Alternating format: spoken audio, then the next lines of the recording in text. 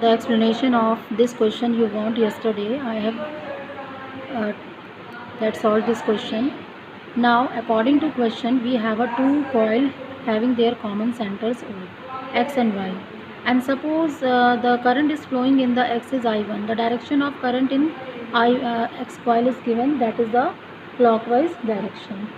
So you have to find out the direction of the current flowing in the coil Y. So first of all, according to the question, the net magnetic field at the center due to these two coils will be 0. So this condition is given. So first you find out the expression of the magnetic field at the center due to the current flowing in the coil X I1. So this will be Bx is equal to mu naught I upon mu naught. You will write it mu naught I 1 upon 2R. This will be,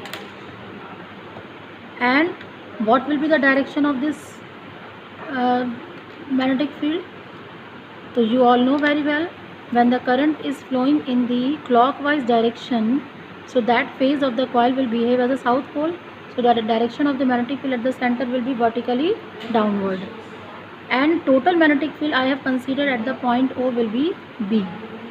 So according to question, B is equal to 0.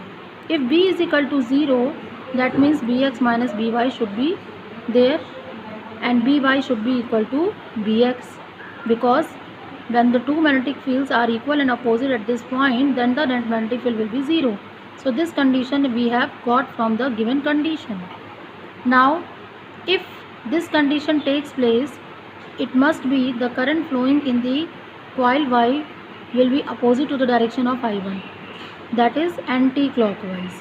So the direction of current in the Y should be anti-clockwise, so that the magnetic field at the point O to the current flowing in the coil in anti-clockwise is vertically upward. And By is equal to Bx condition we are going to apply. Now according to the question, for the By, mu naught I2, current is I2, 2, and what is the value of the resistance, that is the R by 2. So this condition we have got, and from here I2 will be equal to I1 by 2. So this is the first part of the question.